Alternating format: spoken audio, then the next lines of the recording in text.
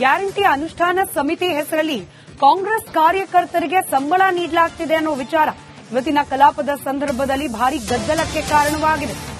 ಕಾಂಗ್ರೆಸ್ ಕಾರ್ಯಕರ್ತರಿಗೆ ಸರ್ಕಾರಿ ಸಂಬಳ ಕೊಡ್ತಾ ಇರುವ ವಿಚಾರದ ಬಗ್ಗೆ ವಿರೋಧ ಪಕ್ಷಗಳ ನಾಯಕರು ಆಕ್ಷೇಪ ವ್ಯಕ್ತಪಡಿಸಿದ್ದಾರೆ. ಜೆಡಿಎಸ್ ಶಾಸಕ ಎಂಪಿ ಕೃಷ್ಣಪ್ಪ ಯಾವ ಲೆಕ್ಕಾಚಾರದ ಆಧಾರದ ಮೇಲೆ ಇವರಿಗೆ ಸಂಬಳ ನೀಡಲಾಗ್ತಿದೆ ಅಂತ ಹೇಳಿ ನೇರವಾಗಿ ಪ್ರಶ್ನೆ ಕೇಳಿದ್ದಾರೆ. ಕೃಷ್ಣಪ್ಪ ಅವರ ಆಕ್ಷೇಪಕ್ಕೆ ಬಿಜೆಪಿ ನಾಯಕ ಸುನಿಲ್ ಕುಮಾರ್ ಕೂಡ ಧ್ವನಿಗೂಡಿಸಿದ್ದಾರೆ. ಗ್ಯಾರಂಟಿ ಅನುಷ್ಠಾನ ಸಮಿತಿ ಅನ್ನೋ ಹೆಸರಲ್ಲಿ ಕಾಂಗ್ರೆಸ್ ಕಾರ್ಯಕರ್ತರಿಗೆ ಸಂಬಳ ಕೊಡಲಾಗ್ತಾ ಇದೆ, ಯಾವ ಲೆಕ್ಕಾಚಾರ ಅಂತ ಹೇಳಿ ಪ್ರಶ್ನೆ ಕೇಳಲಾಗ್ತಾ ಇದೆ. ಆಶ್ರಯ ಯೋಜನೆ ಸಮಿತಿಗೆ, ಆಶಾ ಕಾರ್ಯಕರ್ತೆಯರಿಗೆ, ಅಂಗನವಾಡಿ ಸಿಬ್ಬಂದಿಗೆ ವೇತನ ಕೊಡೋಕ್ ಹಣ ಇಲ್ಲ ಅಂತ ಹೇಳೋ ಸರ್ಕಾರ ಕಾಂಗ್ರೆಸ್ ಕಾರ್ಯಕರ್ತರಿಗೆ ಮಾತ್ರ ಸಂಬಳ ಕೊಡ್ತಾ ಇದೆ ಅಂತ ಹೇಳಿ ಸರ್ಕಾರದ ವಿರುದ್ಧ ಮುಗಿಬಿದ್ದಿದ್ದಾರೆ ಬಿಜೆಪಿ ಹಾಗೆ ಜೆಡಿಎಸ್ನ ನಾಯಕರು. ಈ ವೇಳೆ ವಿಧಾನಸಭೆ ಕಲಾಪದಲ್ಲಿ ತೀವ್ರ ಗದ್ದಲ ಕೂಡ ನಿರ್ಮಾಣವಾಗಿದೆ.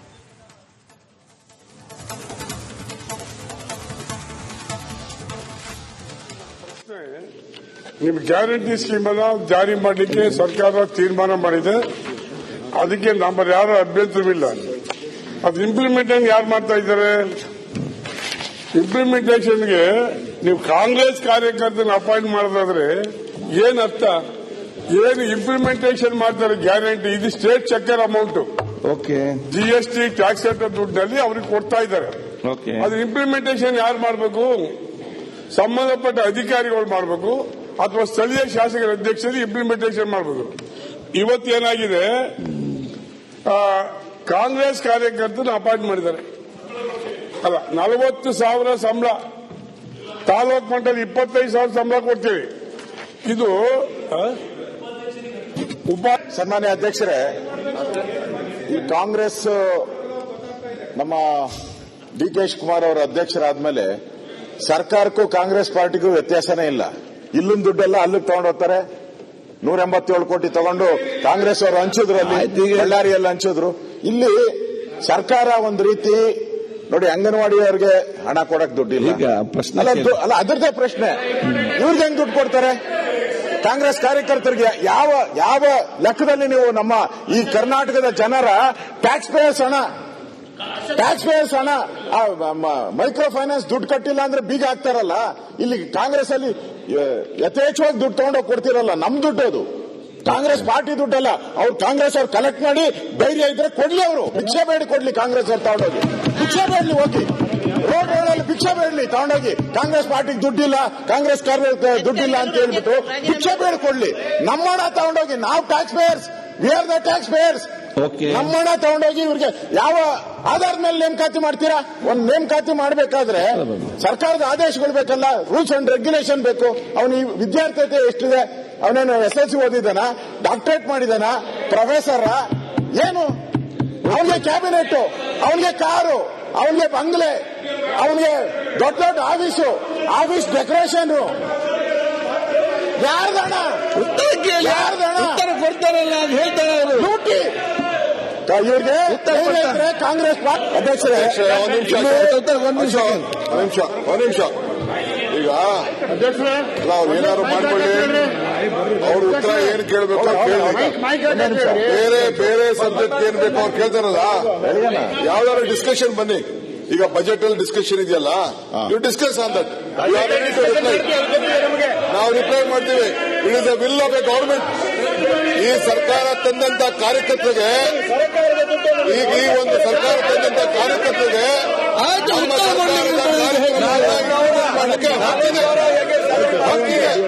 ನಮ್ಮ ಕಾರ್ಯಕರ್ತರಿಗೆ ಈ ಸರ್ಕಾರದ ಕಾರ್ಯಕ್ರಮಗಳನ್ನ ಇಂಪ್ಲಿಮೆಂಟ್ ಮಾಡಿಕೊಳ್ಳಕ್ಕೆ ಹಕ್ಕಿದೆ. ನಾವು ಉತ್ತರವನ್ನು ಕೊಡ್ತೇವೆ, ಚರ್ಚೆ ತಗೊಂಡು ಕೇಂದ್ರ ಸರ್ಕಾರ ನರೇಂದ್ರ ಮೋದಿ ಅವರ ಸರ್ಕಾರ ಅವರು ಬಹಳಷ್ಟು ಯೋಜನೆಗಳನ್ನ ತಂದಿದ್ದಾರೆ. ಕೃಷಿ ಸನ್ಮಾನ ಎಲ್ಲ ಅದಕ್ಕೆ ಬಿಜೆಪಿ ಅವರನ್ನ ನಾಮಕ ಮಾಡಿದ್ದಾರೆ. ಅದಕ್ಕೆ ನಾಮಕ ಮಾಡಿ ದಯಮಾಡಿ ಗ್ಯಾರಂಟಿ ಅನುಷ್ಠಾನ ಸಮಿತಿ ಹೆಸರಲ್ಲಿ ಕಾಂಗ್ರೆಸ್ ಕಾರ್ಯಕರ್ತರಿಗೆ ಸಂಬಳ ನೀಡಲಾಗ್ತಿದೆ ಅನ್ನೋ ವಿಚಾರ ಇವತ್ತಿನ ಕಲಾಪದ ಸಂದರ್ಭದಲ್ಲಿ ಭಾರಿ ಗದ್ದಲಕ್ಕೆ ಕಾರಣವಾಗಿದೆ. ಕಾಂಗ್ರೆಸ್ ಕಾರ್ಯಕರ್ತರಿಗೆ ಸರ್ಕಾರಿ ಸಂಬಳ ಕೊಡ್ತಾ ಇರುವ ವಿಚಾರದ ಬಗ್ಗೆ ವಿರೋಧ ಪಕ್ಷಗಳ ನಾಯಕರು ಆಕ್ಷೇಪ ವ್ಯಕ್ತಪಡಿಸಿದ್ದಾರೆ. ಜೆಡಿಎಸ್ ಶಾಸಕ ಎಂಪಿ ಕೃಷ್ಣಪ್ಪ ಯಾವ ಲೆಕ್ಕಾಚಾರದ ಆಧಾರದ ಮೇಲೆ ಇವರಿಗೆ ಸಂಬಳ ನೀಡಲಾಗ್ತಿದೆ ಅಂತ ಹೇಳಿ ನೇರವಾಗಿ ಪ್ರಶ್ನೆ ಕೇಳಿದ್ದಾರೆ. ಕೃಷ್ಣಪ್ಪ ಅವರ ಆಕ್ಷೇಪಕ್ಕೆ ಬಿಜೆಪಿ ನಾಯಕ ಸುನಿಲ್ ಕುಮಾರ್ ಕೂಡ ಧ್ವನಿಗೂಡಿಸಿದ್ದಾರೆ. ಗ್ಯಾರಂಟಿ ಅನುಷ್ಠಾನ ಸಮಿತಿ ಅನ್ನೋ ಹೆಸರಲ್ಲಿ ಕಾಂಗ್ರೆಸ್ ಕಾರ್ಯಕರ್ತರಿಗೆ ಸಂಬಳ ಕೊಡಲಾಗ್ತಾ ಇದೆ. ಯಾವ ಲೆಕ್ಕಾಚಾರ ಅಂತ ಹೇಳಿ ಪ್ರಶ್ನೆ ಕೇಳಲಾಗ್ತಾ ಇದೆ. ಆಶ್ರಯ ಯೋಜನೆ ಸಮಿತಿಗೆ, ಆಶಾ ಕಾರ್ಯಕರ್ತೆಯರಿಗೆ, ಅಂಗನವಾಡಿ ಸಿಬ್ಬಂದಿಗೆ ವೇತನ ಕೊಡೋಕ್ ಹಣ ಇಲ್ಲ ಅಂತ ಹೇಳೋ ಸರ್ಕಾರ ಕಾಂಗ್ರೆಸ್ ಕಾರ್ಯಕರ್ತರಿಗೆ ಮಾತ್ರ ಸಂಬಳ ಕೊಡ್ತಾ ಇದೆ ಅಂತ ಹೇಳಿ ಸರ್ಕಾರದ ವಿರುದ್ಧ ಮುಗಿಬಿದ್ದಿದ್ದಾರೆ ಬಿಜೆಪಿ ಹಾಗೆ ಜೆಡಿಎಸ್ನ ನಾಯಕರು. ಈ ವೇಳೆ ವಿಧಾನಸಭೆ ಕಲಾಪದಲ್ಲಿ ತೀವ್ರ ಗದ್ದಲ ಕೂಡ ನಿರ್ಮಾಣವಾಗಿದೆ.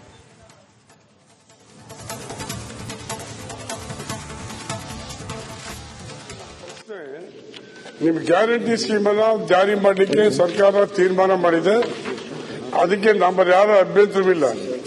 ಅದು ಇಂಪ್ಲಿಮೆಂಟೇಷನ್ ಯಾರು ಮಾಡ್ತಾ ಇದ್ದಾರೆ? ಇಂಪ್ಲಿಮೆಂಟೇಷನ್ಗೆ ನೀವು ಕಾಂಗ್ರೆಸ್ ಕಾರ್ಯಕರ್ತನ ಅಪಾಯಿಂಟ್ ಮಾಡೋದಾದ್ರೆ ಏನರ್ಥ? ಏನು ಇಂಪ್ಲಿಮೆಂಟೇಷನ್ ಮಾಡ್ತಾರೆ ಗ್ಯಾರಂಟಿ? ಇದು state checker amount. GST tax ದುಡ್ಡಲ್ಲಿ ಅವ್ರಿಗೆ ಕೊಡ್ತಾ ಇದ್ದಾರೆ. ಅದು ಇಂಪ್ಲಿಮೆಂಟೇಷನ್ ಯಾರು ಮಾಡಬೇಕು?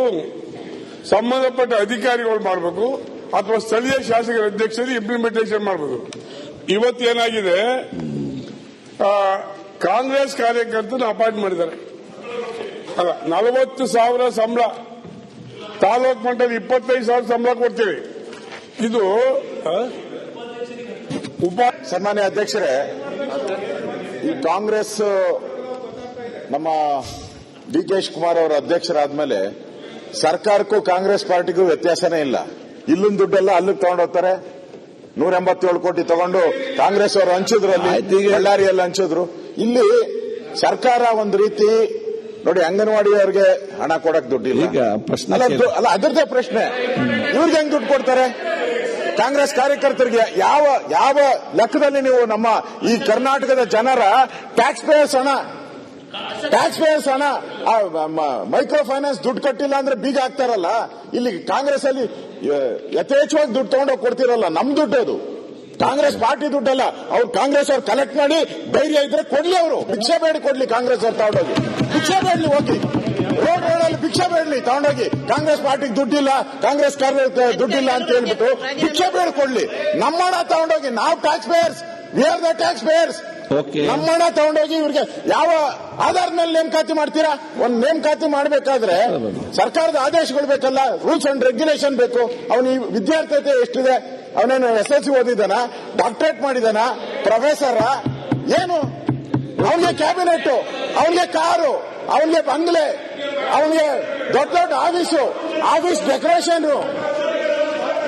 ಯಾರ್ದಣ ಉತ್ತರ ಕೊಡ್ತಾರಲ್ಲ ಹೇಳ್ತಾರೆ ಲೂಟಿ. ಇವ್ರಿಗೆ ಕಾಂಗ್ರೆಸ್ ಅಧ್ಯಕ್ಷರೇ, ಒಂದು ನಿಮಿಷ. ಈಗ ಅಲ್ಲ, ಅವ್ರು ಏನಾದ್ರು ಮಾಡ್ಕೊಳ್ಳಿ, ಅವ್ರ ಉತ್ತರ ಏನ್ ಕೇಳಬೇಕು ಬೇರೆ ಸಬ್ಜೆಕ್ಟ್ ಏನ್ ಬೇಕು ಅವ್ರು ಕೇಳ್ತಾರಲ್ಲ. ಯಾವ್ದಾದ್ರು ಡಿಸ್ಕಷನ್ ಬನ್ನಿ. ಈಗ ಬಜೆಟ್ ಅಲ್ಲಿ ಡಿಸ್ಕಷನ್ ಇದೆಯಲ್ಲ, ಯು ಡಿಸ್ಕಸ್ ಆನ್ ದಟ್.